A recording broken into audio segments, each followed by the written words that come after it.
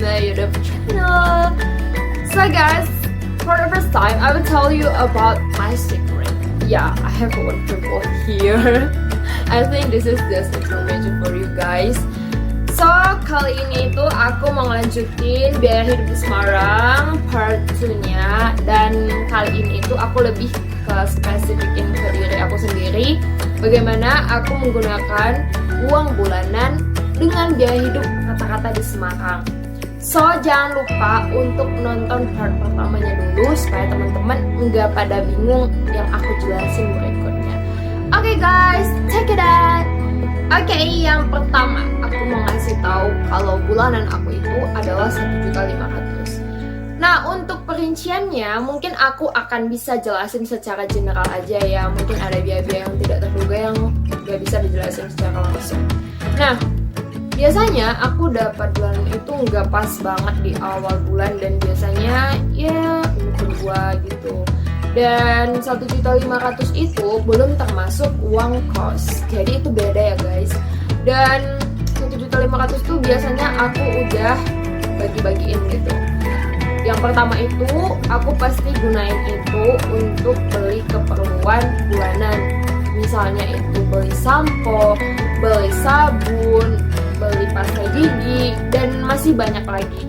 Dan yang paling banyak itu biasanya beli kebutuhan bulanan sih. Dan untuk kebutuhan bulanan itu biasanya aku habis sekitar 250 ribuan. Nah, dan itu udah include semua kayak bahan sembako sama ya belanja mingguan gitu. Kan kita pergi ke swalayan. Nah, kalau yang di Semarang, untuk teman-teman yang pengen belanja bulanan dengan harga murah, datengin aja ada swalayan. Itu udah lengkap banget dan bisa worth it untuk kita beli. Itu untuk belanja bulanan.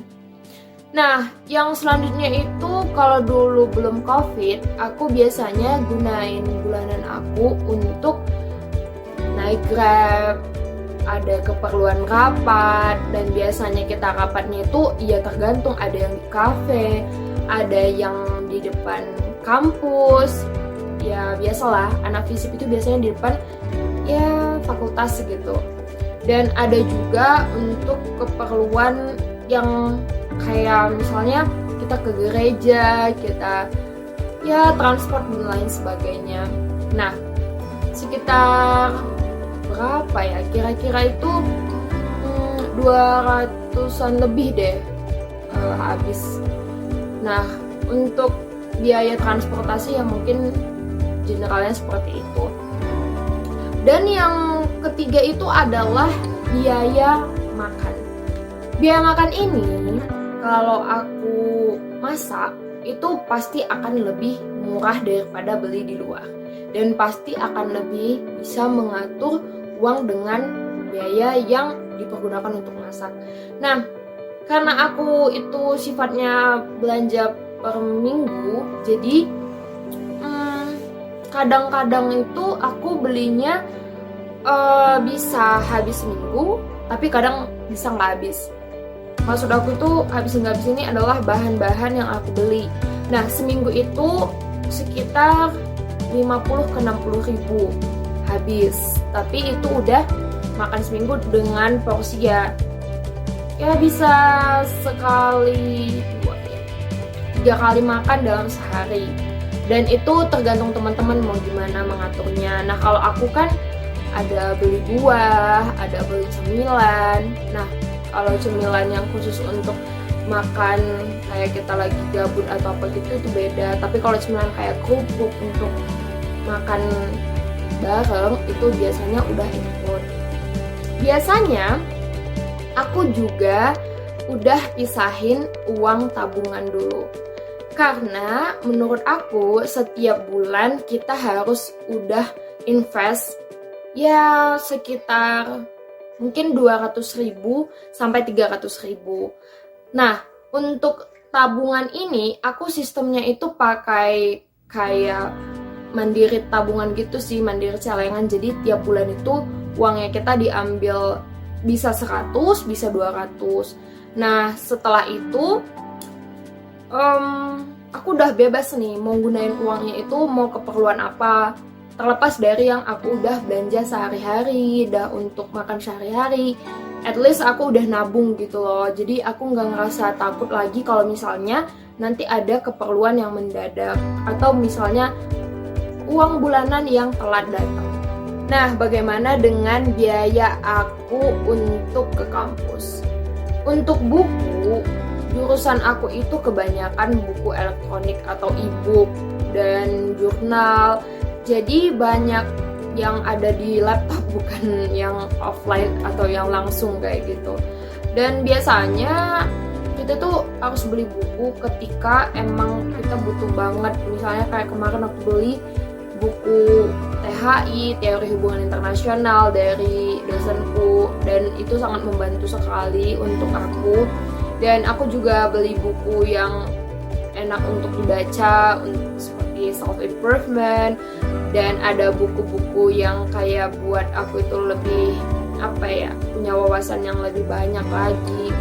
Dan aku juga bukan yang kayak royal banget ya untuk beli buku gitu, tapi emang aku udah punya pembagian uang kalau misalnya ada hal-hal yang tidak terduga yang ingin aku beli.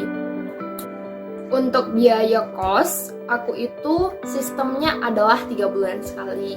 Jadi uang kosku itu kan 2.100.000, nah 700 per bulan. Nah biasanya ini bukan per 1 bulan karena ya untuk menghemat pengeluaran aja sih. Menurutku kayak kalau misalnya per bulan itu aku juga rada-rada susah gitu nyusun uangnya, mending 3 bulan sekali, dan itu lebih hemat menurut aku, dan kita lebih bisa menyusun uang yang kita punya dengan baik. Nah untuk biaya jajan nih, so pasti mahasiswa ya hobi jajan ya kan. Kalau jajan itu aku ada 2 tempat, bisa di grosiran. Kalau di Tembalang itu ada namanya Toko Rahmat, dan toko itu bagus banget menurut aku untuk yang pengen hemat. Karena di dalam toko itu udah banyak banget makanan-makanan grosiran yang lebih murah dibandingkan di Indomaret atau di Superindo atau ya kayak Transmart gitu. Dan di sana itu kita lebih bebas mau beli cemilan yang mau kayak ciki-ciki atau ada yang kayak misal kerupuk bayam ada tuh di sana, dan ada juga kayak Cheetos tapi dia yang bukan berkemasan itu loh, aku lupa sih namanya, pokoknya kayak gitu deh, jajanan yang kayak gitu.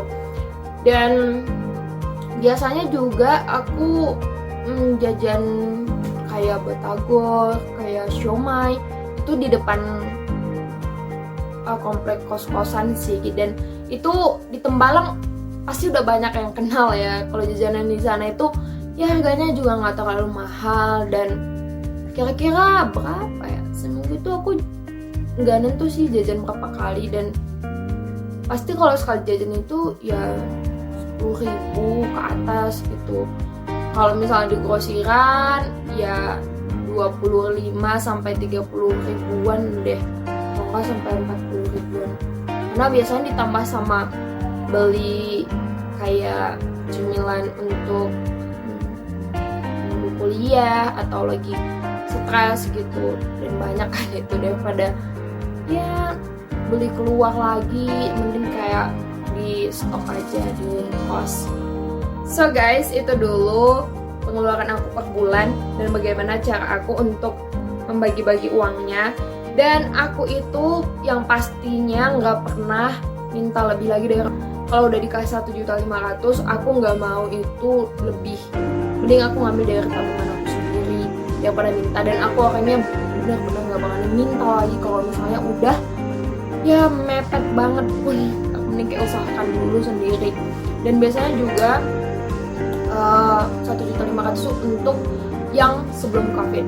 Nah sekarang sesudah COVID dan sekarang lagi di masa COVID, aku bulannya kurangin sih aku. So guys, semoga konten ini bermanfaat untuk kalian semua yang pengen merantau, dan jangan lupa Klik tombol like, comment, and subscribe. Bye bye.